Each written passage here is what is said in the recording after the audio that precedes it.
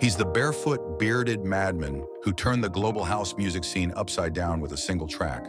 A former pro surfer turned Grammy-nominated DJ, whose wild energy and unapologetic beats have made him a legend in the making. This is the story of Fisher, the Australian rebel who refused to play by the rules. Strap in, because this isn't just a career, it's a spectacle. Before the sold-out festivals and platinum records, he was just Paul Nicholas Fisher, a kid from the Gold Coast, Australia, born in 1986, chasing waves, not bass drops. By his teens, Fisher was a pro surfer, sponsored by brands like Billabong, living a sun-soaked life most would envy. But beneath the laid-back surfer persona burned a restless creativity. In 2010, Fisher traded his surfboard for turntables. But here's the twist. He didn't even know how to DJ. While friends like Chris Lake were rising stars, Fisher was the class clown, cracking jokes until the joke became a mission.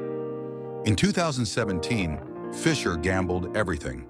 Teaming up with childhood friend Chris Lake, who ghost-produced the track, he unleashed Losing It, a primal, sax-driven house anthem that became inescapable. It wasn't just a hit, it was a cultural reset.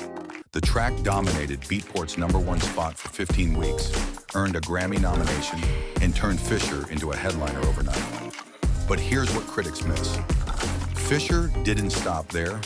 While Chris Lake jump-started his sound, he honed his own studio instincts, fast. Critics called him a one-hit wonder. They said he'd fade. Oh, how wrong they were.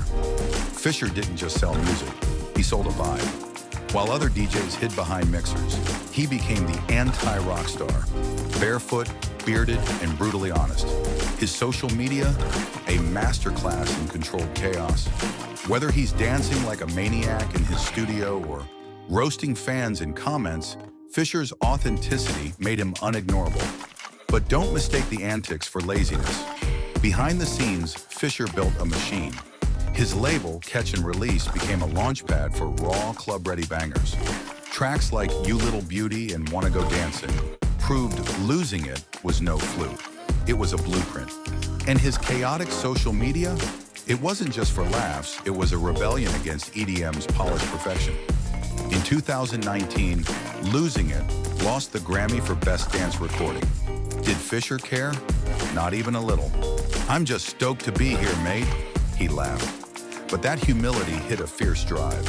By 2023, he'd racked up 6 Beatport #1s, collabed with icons like Chris Lake and Antig, and commanded main stages from Ultra to Tomorrowland.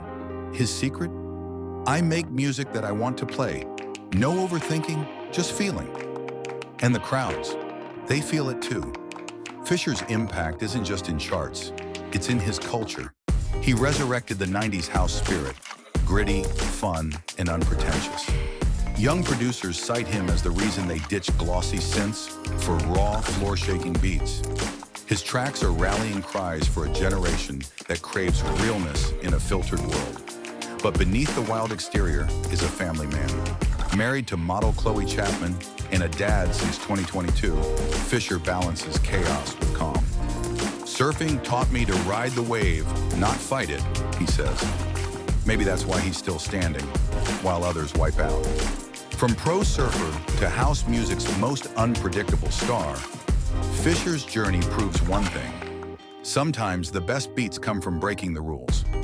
Love him or hate him, you can't look away. And if you think this is his peak, trust us, he's just getting started. Stay tuned for more Who Is? Deep dives. Smash that subscribe button, hit the bell, and keep the volume loud. Because when it comes to Fisher, the party's never over.